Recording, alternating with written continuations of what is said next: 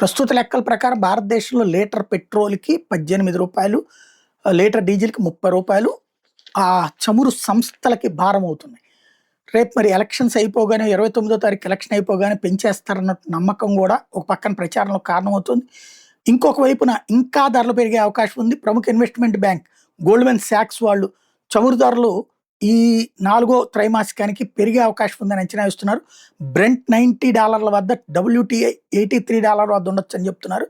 పశ్చిమాసియాలో చమురుత్పత్తి తగ్గొచ్చని చెప్తున్నారు. దీనికి తోడు శుద్ధి చేసిన చమురుత్పత్తుల ధరలు భారీగా ఉండటం కూడా అధిక ధరకు ఒక కారణం అని చెప్తున్నారు. పశ్చిమాసియా సంక్షోభానికి ఈ షాకులు కూడా తోడవుతాయని చెప్తున్నారు.